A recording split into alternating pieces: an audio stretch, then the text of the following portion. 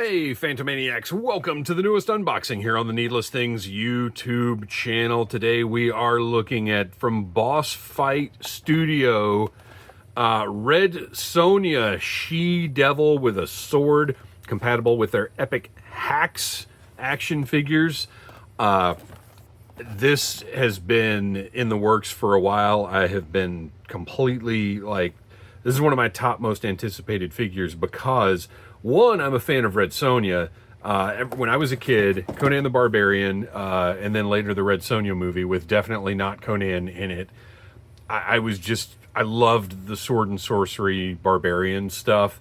And of course Frank Frazetta set the standard for the women, the powerful women of that mythology. And while I don't know that he did a whole lot of Red Sonja, that look, certainly his aesthetic was used a lot. And it just is ridiculous as it is. It just looks awesome. I've just always been a fan of this kind of look. And look for Conan too. He-Man. People running around having sword fights in minimal clothing. There's something about that sue me, I enjoy it. So this Red Sonja figure, it's something I was interested in, but then once I got my hands on some of Boss Fight's Lucha Libre figures, this became a must-have because their execution. So I've got several of their Legends of Lucha Libre figures, and I also got one of their I reviewed it here on the channel. Oh shoot, what are they called? The dinosaur figures. I cannot remember what they're called right now. And their craftsmanship and production is so excellent. It made it so, I want this because it's a cool Red Sonja figure, but I also want it because Boss Fight are so good at what they do. So it came from Big Bad Toy Store just the other day, and we're going to review it now. Red Sonja, a warrior woman out of majestic Hircania, that gutsy, wild, tortured-free spirit, forged in pain, yet unafraid of life or death. The she-devil with a sword, forced to flee her homeland, and because she spurned the advances of a king and slew him instead, she rode west across the Turanian steppes and into the shadowed mists of legendary. So I knew nothing. When I was watching the Conan and Red Sonja movies when I was a kid, I didn't know that these were based on novels. I didn't know there were whole ranges of comic books about these characters. I just thought those movies were incredible. The sword and sorcery barbarian movies of the 80s were so formative for me. I just loved that stuff. And then to later discover, I don't know what happened here. That's what happened. It doesn't matter. I'm not keeping this box. And then to later discover that there are novels and that there are years and years of comics with incredible artwork and wild stories. It was just such a fun process of discovery for these characters for me, and they'll always be special to me for that. And I love the comic versions. I love the movie versions. And by the way, can somebody please get us a Brigitte Nielsen Red Sonja figure? That would just be awesome. Arnold has received, I think most recently Mezco put up a Conan for pre-order. Let's go. There's so much more ground to be covered. So each of these, they're one of 3 backgrounds that you can get. So I've got this with some comic art that I assume I can go online and find out who is credited for creating this art. But it's pretty awesome. What else is in here? Whoa, there is a ton of stuff in here. I mean, this is almost Mezco-esque. Maybe not quite, but there's a lot of gear. 3 different portraits, which I think is great, and they all look excellent. We do have one little piece of wire holding the figure in, and I'm just noticing something that I was not expecting. We seem to have a bit of a Party Angela situation here. For those of you old timers who are watching, who've been collecting figures for a long time, you may recall McFarlane Toys released an action figure of the warrior angel Angela that was missing, maybe not missing. Yeah, that is just straight up booty. Wow. So Angela was missing one component of clothing that apparently was supposed to be painted on, or maybe they thought nobody would care. I don't know the whole story behind it, but a later run of the Angela figure added undergarments, we'll just say. But Red Sonja here is just going commando. Okay. I don't know how I feel about that. What a decision to be made, and I guess that's part of the H.A.C.S system. Is that everything is modular? Like that's cool. We've got a little peg here for the shoulder armor, so that when that swaps out, interesting. Everything is modular, so it swaps between figures, and the base buck is just, it is what it is. So I guess for the needs of the line, they're not going to sculpt undergarments on there, because maybe on a different one this is pants, but still that's a decision. All right. So yeah, all of this stuff is modular and removable, and I don't know. It seems to stay in place pretty well. Oh, and notice I already tossed the box aside, but I really appreciate the fact, oh wow, that knee just popped right out. Is that a thing that these do? I'm going to guess it is. I don't have any H.A.C.S figures. As I mentioned, all I've got are the wrestling figures that Boss Fight has done. So I don't know the functionality of these figures. I might have put that on upside down. I think I did. So if they're designed for those knees to pop off like that, and I mean, as long as it pops right back on, I don't care. But I do think I put it back on upside down. As you can see, there's a little ball peg there. And then that knee, which I guess is, that's where, if you're going to do knee pads, yeah, I think this goes on like this. If you're going to do knee pads, you want to have that swappable. Because obviously, no, that is definitely not the right way.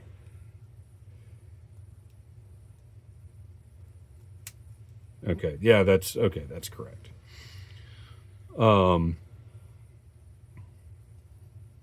So I would guess the elbows are probably the same way. Very interesting. I haven't had this kind. I guess I should zoom in a little bit so you can see what I'm messing around with here. I haven't had this kind of modular figure before. So her neck is fixed right here, and the head really is at the mercy of the hair. I kind of wish, to make the knees swappable, but not make the hair, although it looks like it's the same hair, very similar hair on each one. I was going to say it would have been cool if they had done different hairstyles and made the hair swappable amongst the portraits. Like, that seems like it would have been a cool thing. Because the hair is still a separate piece. But she is always going to have kind of a forward-looking posture, because that hair is the way it's sculpted. That's just how that is.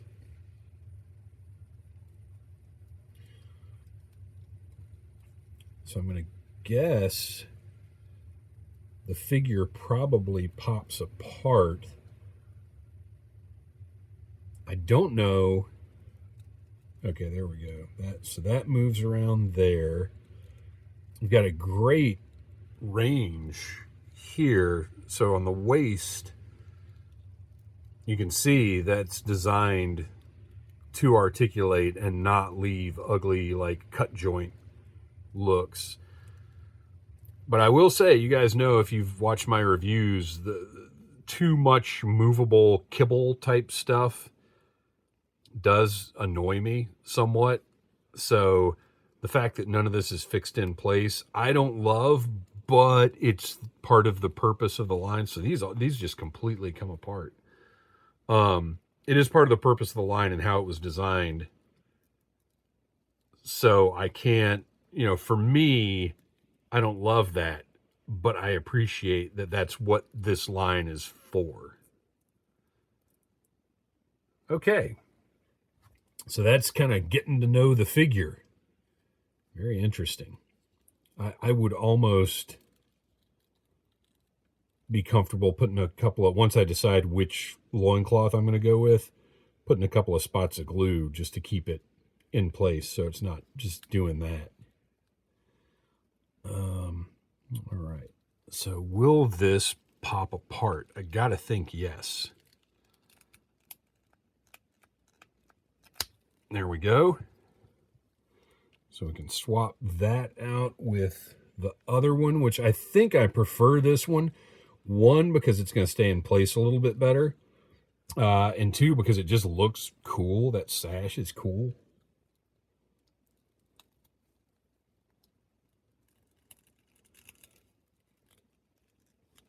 Oh, sorry. I'm not used to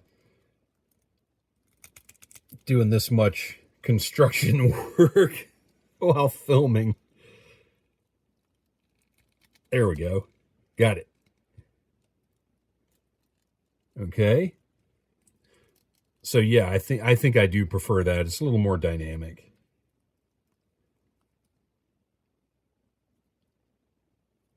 Cool. So that's that piece. This is essentially the same piece, just with the sash attached to it. And then, let's pop that head off. So you've got this armor piece, which looks really cool. But I think I prefer this other one, depending on how it ends up looking on.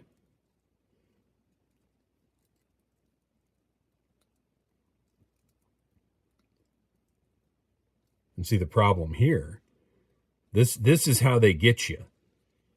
Is they'll put out another figure that probably has a couple of pieces that I think look really cool and maybe want to put on this Red Sonja figure.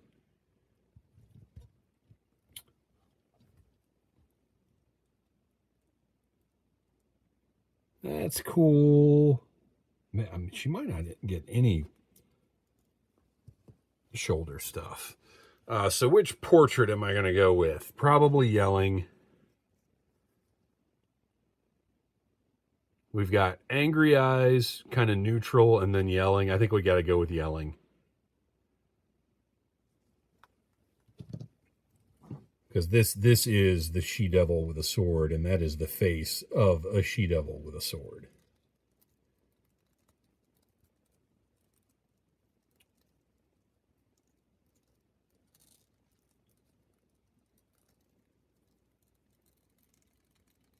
All right, that's on. I don't know that this armor works particularly well with this hair. The hair is a problem, I'm not going to lie. It should have been sculpted out a little further. Because now there's just, look, you can see where it sits on the neck. It's just weird. So I wish that hair had been sculpted differently.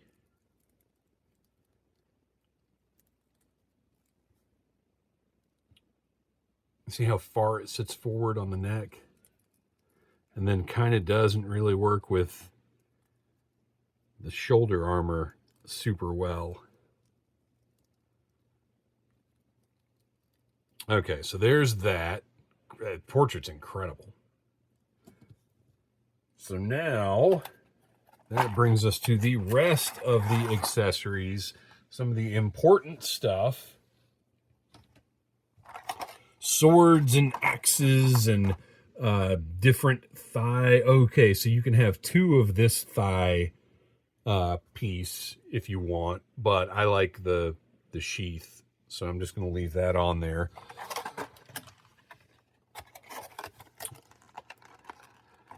armbands, an axe. Love an axe.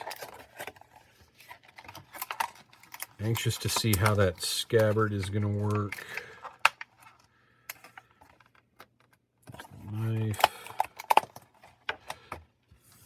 And then multiple hands. And some different gloves, it looks like. And a stand.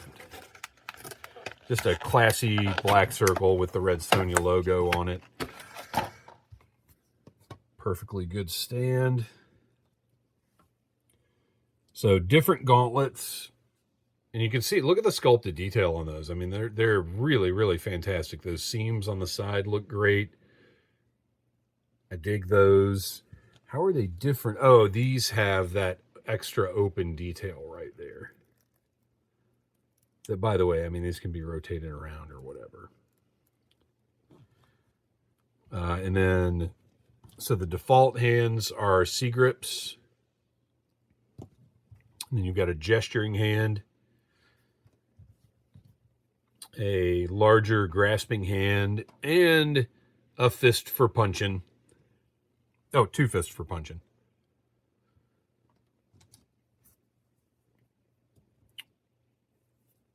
So where does the sword go? Well, we know where the knife goes, so let's take a look at the dagger first. Large dagger, looks great. Love that detail on the hilt. And that's going to go right in there. Fits perfectly.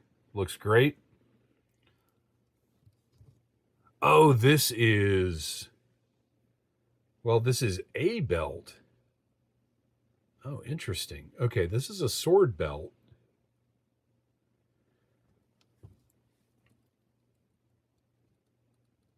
But it's got a little plug right here. And then presumably, I mean, I guess the sword can go in there, but I don't like an exposed blade. You know me. But does this plug into that maybe? Yeah, it seems to. But then what does...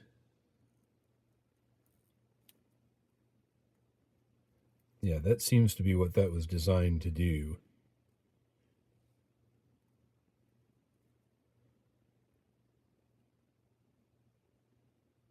And maybe her knife can go in there if you want.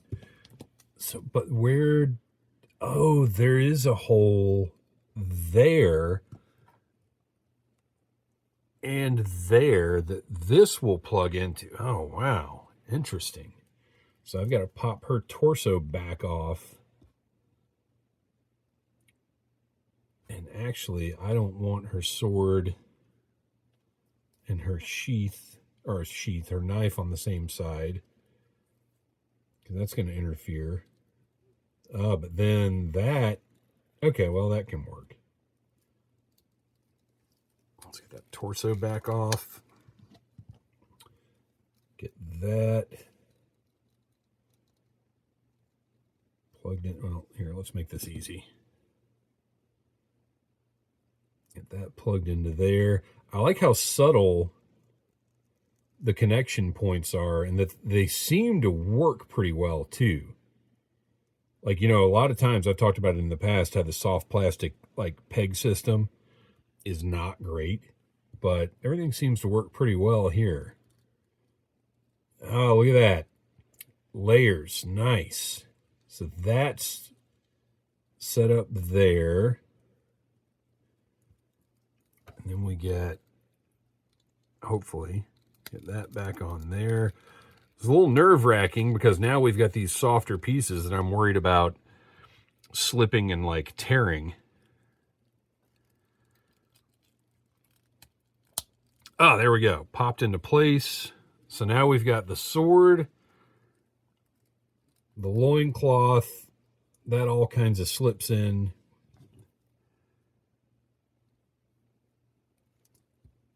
Let's see. Let's take a look. Well, before I put it away, let's take a look at that nice broadsword. Little gem detail there. That looks great. That slides home, matches up. You can see it lines up right there. And I'm going to go ahead and pop that hand off.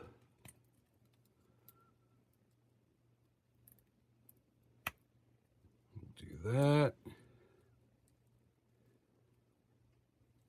Do I want the... I'm going to leave the arm bracers off for now, but I'll probably end up putting them on just because I think they look cool. Oh, look at that. And they don't match. I like that. I like that they're asymmetrical. That's cool. Those are probably both going on, but for now, I just want to get the axe in her hand. Gosh, the hair is a problem for me. I'm not going to lie. And I think I don't love either of the shoulder pads. I mean, look at that. Why is this sculpted to go inward that much? And the figure just doesn't work that way. That hair should just fall. I wonder if I could like heat this up and get it to be falling more straight down, because that curve is just a problem. Are they all that severe? No, this one, the hair is not. You know what? I wonder if this is warped by the packaging and it's supposed to be flatter, like not be like this. I'm going to heat this one up. I'm going to heat both of these up because this just doesn't look as curved in, as restrictive. And when you get this head on, it's got more posability. It still sits kind of weird, but it's way better. So it's going to take some fiddling around with. This is a new oh, look at that. So you've got a swivel up here, so you can get a lot more range out of this figure. The ankles, standard modern ankles, and the boot piece, like you can take that boot off and just have little slippers on her if you want.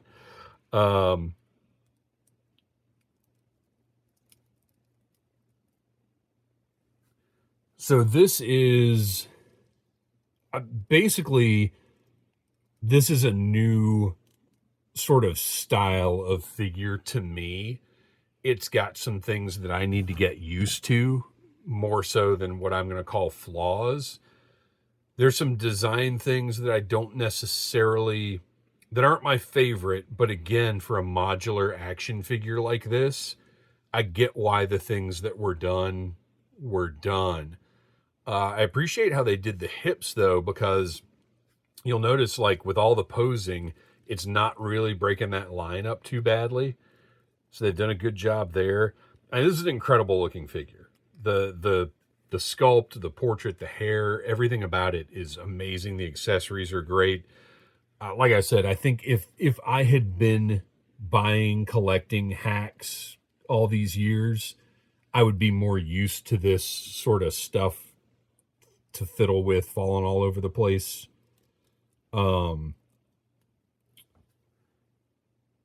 But if you like customization, this is for sure a figure for you. I dig it. I like it. I'm very happy to own it. It's going to go on the shelf. I would love to see a Red Sonja from Mezco. I would love to see a Brigitte Nielsen version. There are a lot of opportunities out there, but one of the things to be conscious of when you are making a figure of a person in a loincloth is the lines, the aesthetics. And I feel like Boss Fight has done a great job of minimizing the look of the articulation while making this figure very articulated. And that's not an easy thing to do, really. So excellent work. I'm curious to see more I hope there are more. Well, I have two feelings about it. One, I hope there are more hacks that I'm interested in because I would like to play around with these a little bit more. But also, I hope they don't put out any more hacks that I'm interested in because, my gosh, I collect enough stuff already. So I dig the figure. There's a couple of things I got to get used to. I got to heat that hair up and straighten it out, I think. But other than that, I mean, this is an awesome, awesome action figure. Extremely well done. And I'm always excited to see boss fight stuff that I want to make part of my collection. So there you go. Please like, subscribe, share, tell your friends about Needless Things. And until next time, buy what you like. Smash that like button if you like Needless Things.